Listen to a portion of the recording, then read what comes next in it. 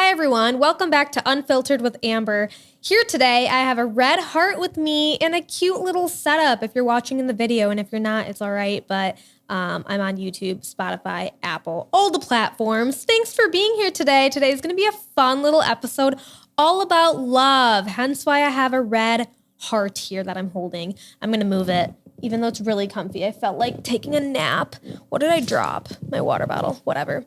All right, anyways, today we're going to be talking about love, self-love, relationships, things like that, just because Valentine's Day is coming up. And I know during this time it can bring a lot of pressure, sometimes loneliness, expectations, comparison, all of those things, right? So this episode isn't about like anti-love or anti-Valentine's Day or any of that, but it's also not about being obsessed with relationships and being in a relationship and finding the right person for you and things like that. It's about healthy love, okay? Healthy love and self-love and choosing peace. So that's exciting. But before we talk about love, let's talk about Valentine's Day and where it actually originated from. So a lot of people don't know this, but Valentine's Day actually has kind of like a religious background. Well, not really. It's not a religious holiday, but it has pagan background, not beliefs, but it came from paganism, I guess. I did a little bit of research. Okay, so Valentine's Day itself, it is like a cultural holiday. It's not a religious holiday, but it began from pagan roots. So it's not exactly a sin, but it's how we engage with it that matters. So there's different origins of where it stemmed from. Multiple different things. So ancient Rome, there was this pagan festival called, I'm going to botch this name, Lupercalia. All right. And it happened in mid-February, and it was tied to fertility and matchmaking. And then when Christianity ended up spreading, many pagan traditions were rebranded and restructured rather than erased. So that was kind of the stem of it in one way. And then also Saint Valentine, which is maybe more of the thing that people know about. But there were multiple men named Valentine in early Christianity, so that's also where it kind of came from. But one of the popular stories was there was a priest named Valentine who used to secretly marry couples because this was when marriage was banned.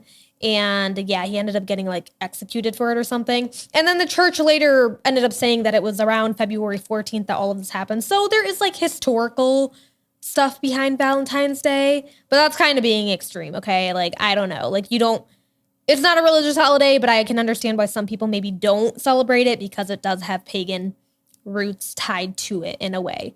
But overall, Valentine's Day is all about, love, maybe marriage, companionship, and affection, which are all things that are honored in faith and religion. So the issue isn't flowers and, going on dates and things. It's more so about idolizing the wrong things and it coming from wrong startings.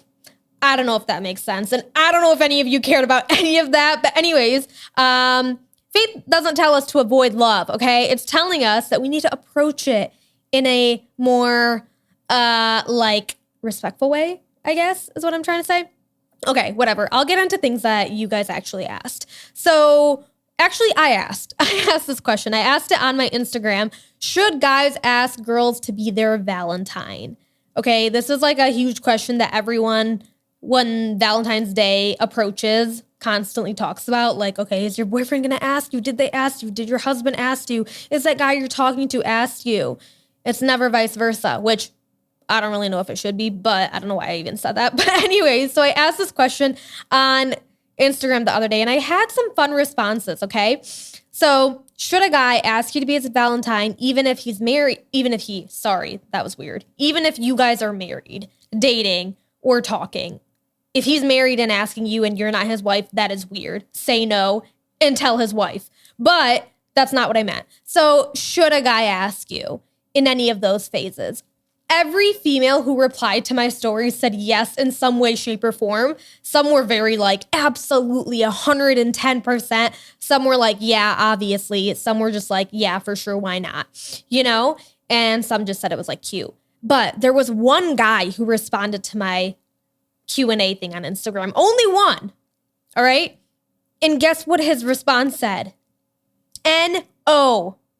Go figure. Of course, he would say no. I don't even know who the dude is, but he said no. I don't know if that was a joke or whatever.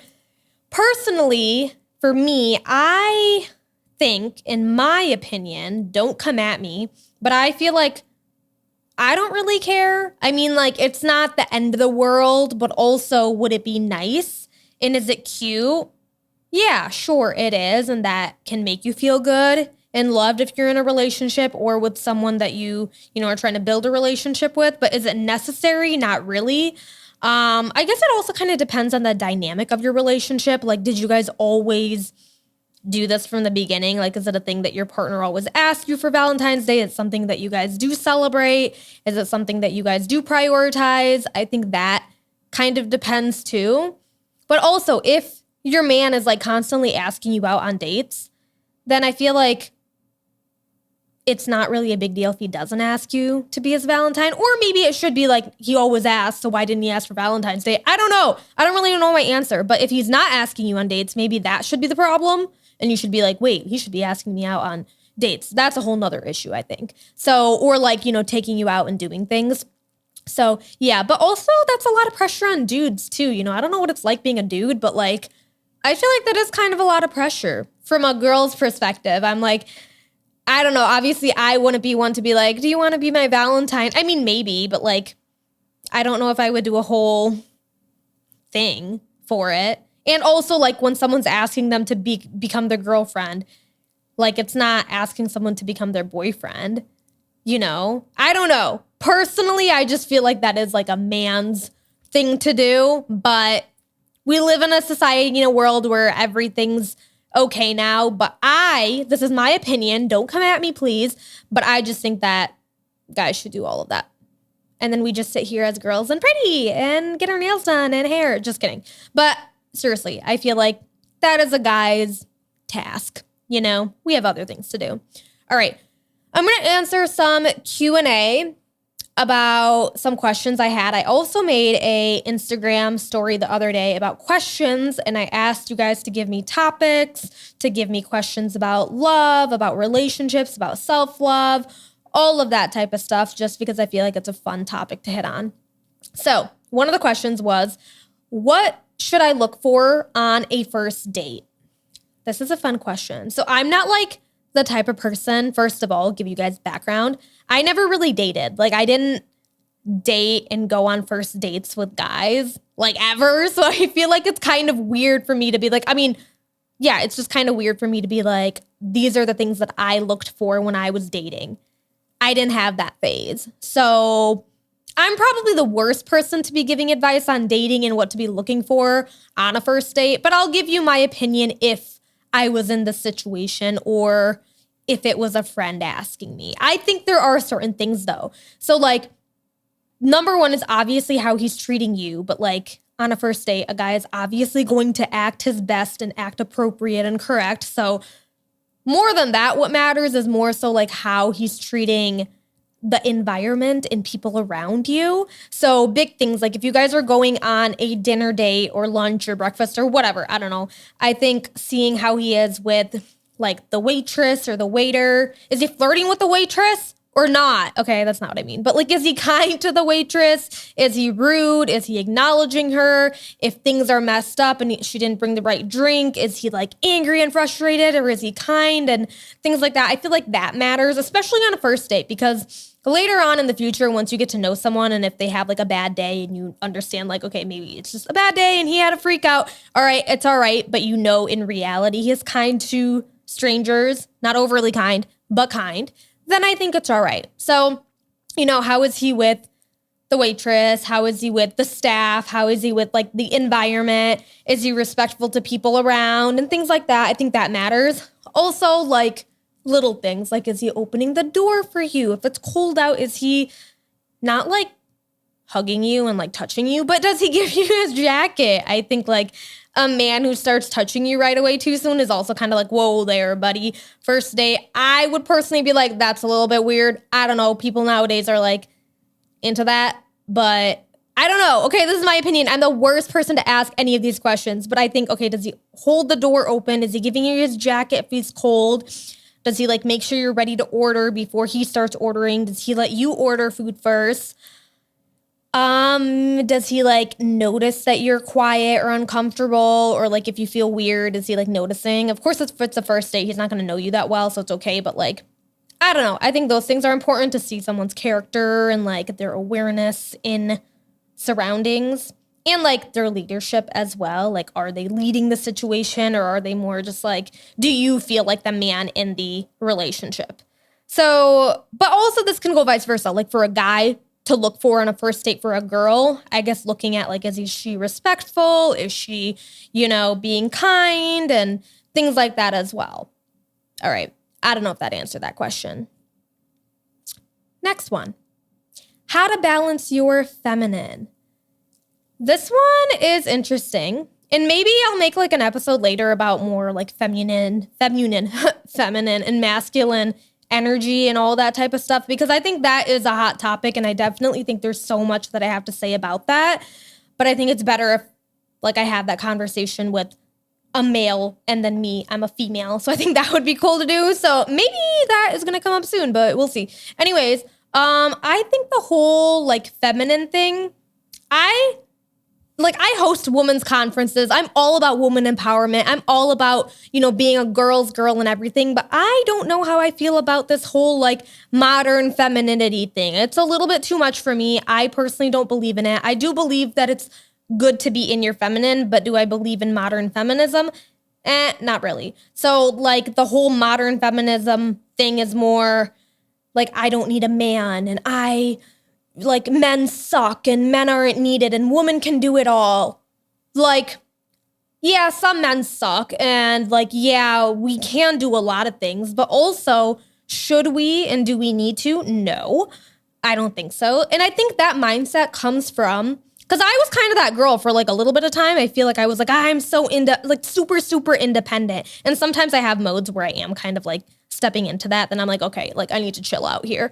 But I think it comes from like, what is it called? Like your survival instincts a little bit, and like surviving and having maybe like a harder upbringing, or seeing certain things with your parents, or even like getting disappointed by certain people or betrayal and things like that. I think that like puts you into this masculine energy, if that makes sense, where you're like, I don't need a man. I got it all covered. I got it all under control. But, like independence is obviously healthy and it's a good thing, but I think there's a limit to that. And a lot of people, they like turn that into like having a guard up. And I have my guard up, to be honest, all the time, but I think there's a limit of it, because like having that guard up isn't exactly always woman empowerment. I think it's more like, I don't know how to explain that, but I hope that makes sense. Like you can still be strong and be independent and be really empowered and feminine, but also desire like a partnership and desire being in a relationship. I think that's healthy. I think that's good. Like we were created on this earth by God as men and women for, companionship. We're not supposed to compete with each other. Like men and women shouldn't be competing with each other. I don't know. Women and women also shouldn't be competing with each other, but especially men and women. Like I'm not competing to have a man's role, and a man is not competing with me to like have a woman's role. I hope not. So like, I don't know. I believe personally that men and women hold, different roles. And when you come together, you can be really amazing and really powerful and great. But that goes into the whole like feminine. Why do I keep saying that? Feminine. Clearly I'm not feminine. Whatever. Feminine. Okay. That goes more into the feminine and masculine type of stuff, which we'll talk about in another episode, like I said. Okay. So I think the whole, like, I don't need a man, like I said, in reality, like, just to be straight up, it's because you're not healed. If you're saying I don't need a man, it's because you're not healed. And I used to be like that. And I feel like I still have moments, like I said, where I am like that, but that comes from a part in you that isn't healed. So just keep that in mind. And like wanting a partner and wanting to be in a relationship doesn't mean that you're weak. It actually means that you're like what God created you to be, So just keep that in mind. And when you know your value, it basically allows you to know what you want and not exactly chase things. Because I feel like sometimes women, we chase all this, like we're chasing things that we want or relationships and whatnot, but it's like we just like the idea of it, or because other people are doing it, or because of comparison and XYZ. But when you know your value, you lean into it more with, okay, this is what I want and what I desire. Which kind of leads into the next question, which is, how do you get chosen by like a man that you like or whatever? And I think this happens, like the whole shift of getting chosen happens when you kind of stop like the whole chasing type of thing. Like you're chasing validation, you're chasing some sort of kind of like you're auditioning. You're like auditioning to get chosen. Like what the heck? That's so weird. Like I understand, like I don't want to say it's weird because like I get why women do it and it's sad, but you just have to stop looking to get chosen, okay? And then, you know what? You have to stop looking to get chosen, and then you choose instead. Like, put the power back into yourself, and you decide, okay, I'm going to choose what's in alignment with me. Does this man's life reflect a life that I am, inspired by, or I feel like I can see myself being a part of, or do I see myself in this position or in a relationship with this type of person, and do their morals and values align with me? Of course, no human in general, woman or man, are going to be perfect, and there's room for growth. So is this person someone who's, wanting to grow into a better person, or are they stagnant and kind of just like, this is who they are and there's not, room for change or growth? So just being aware of that, I think. But instead of like, how do you get chosen, quote unquote, I think like you start choosing what you want in your life and like figuring out what makes you feel aligned, what makes you feel safe, what makes you feel like, this is a good fit for me. That's what I'd say. And when you know your value, it's like you're not really chasing. You kind of just like, you're observing. You're like people watching. Okay, is this like, not people, but like, you're like watching. Okay, is this like good or is this not? And then you figure it out from there. So I think it all stems within you once again. So going back and figuring out like, okay, what do I value? What are my beliefs? What are my morals? Does this align with it? Does it not? Can it not? And then you kind of choose from there. So that is that. Next question. How do you know when you found the one? This is interesting. How do you know when you found the one? Let me take a sip of water. Hold on. All right. How do you know when you found the one? Okay. I think a lot of people, they look for like chemistry and look for, which is important, but also chemistry. I think people confuse chemistry and like anxiety. I know I do at times, or like I did. So like I mentioned this in an episode, actually. I think I did. Maybe I didn't. But the whole, like, if you have butterflies, it's actually a bad thing. And I figured out who said this. It was Halsey, actually, in an interview or in a song. No, it wasn't a song. It was an interview. And she mentioned how she used to always seek, like, this butterfly feeling because then she knew she liked this guy. But she picked guys very crappily, whatever the word is. Like, she picked crap men because she was looking for this butterfly feeling all this time. And it's okay to have the butterfly feeling in the beginning, but if that continues after, like if you're still feeling that way after like, I don't know how long, like a year, it's like, okay, like why are you feeling that way? And there's a difference, like butterfly of being like, oh, I'm so excited and like I love this person and it makes me happy and I feel like nervous to be, not nervous, but like, oh, like giddy and things like that. That is healthy. But to feel like the butterflies of, okay, I don't feel like, you feel like anxious and you feel you don't really know. You feel like you need to step into being validated by this person. And like, am I good enough? Do I look good enough? Do I, are they choosing me? Am I whatever? Like that is the type of butterflies that I'm talking about, where a lot of people mix up chemistry with that, is what I mean. She said it a lot better than I did, but whatever, you get my point. So I think like healthy love and knowing if you found the right person is, do you feel calm? Do you feel safe? Do you feel, like secure, obviously? And I think it becomes kind of boring. Like relationships, not that the relationship's boring, but a lot of people seek like this fun, excitement and like new feelings and new this and that. And I think it's because of the generation we live in with our phones. We're always seeking like the next best thing out there.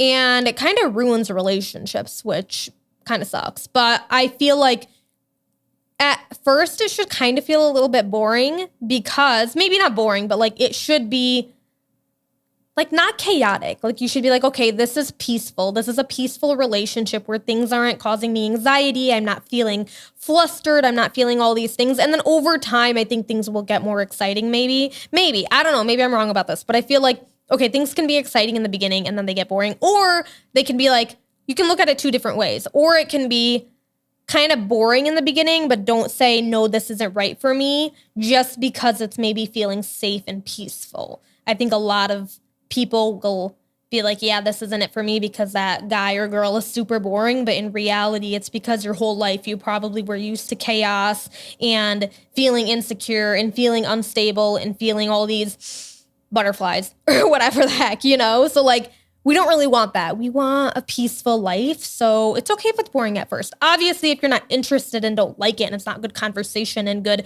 a good time, then it's like, okay, like that's not a good fit. But if it feels calm, that doesn't mean that it's not exciting and good, because later on, once you figure out that you end up loving this person, things will get exciting. You learn more about the person. You make like the littlest things become exciting, like sitting down and watching TV and having ice cream every single night or whatever, like fun little things that you guys do. It's like, okay, you start looking forward to these things and are excited for it. That's my take. I don't know. But anyways, a man should not make you feel anxious or on the edge, and he should make you feel regulated, okay? But you should also be able to regulate yourself. That's another thing too, okay? So like all of it stems from you, and it's important, okay? So you shouldn't be like constantly trying to prove yourself and your worth. It shouldn't feel like you're performing and auditioning like I mentioned. And it should just feel like home. Like it should be like, okay, I feel good. Like this is like, you know, like the heart that I was holding. Like that. It should feel just like, this is good.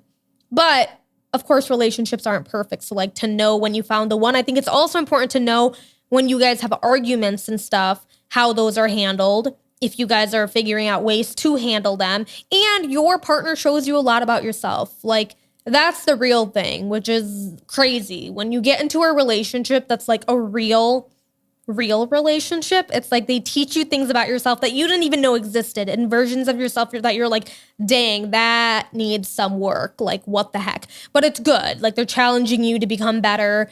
Or if they're bringing out bad versions of you, then it's like, what's going on here? But sometimes those bad versions come out and then they help you become better through it and inspire you and motivate you and like help you also become better. But you can't put all that on them either. Like I said, you need to learn how to regulate yourself and be kind of like in control of some of that on your own. So again, I'm not an expert. I don't know how to do any of this shit that I'm talking about right now. So like, I don't really know what I'm saying, but these are just my opinions and thoughts and what's coming in my cabeza. That means head. All right. Let's do one more question. What does self-love look like to you? This one's more not so about just like relationships. This can be about just love in general, self-love, whether you're in a relationship or not. And then I also asked like morning rituals and morning routines to start the day off with self-love. So I think self-love, it's not about like being obsessed with yourself. I think it's important to love yourself and be like, I don't know. Okay, I don't want to say obsessed with yourself because it's not all about that. But it's about like feeling confident in who you are and being like whole in who you are. And for me personally, I think that comes from, for me, okay, this is like more of my approach, would be more of a faith-based approach where I'm like, okay, I feel so confident in who God made me to be. So I'm confident in myself and how I was created and how I was made and who I am because of that.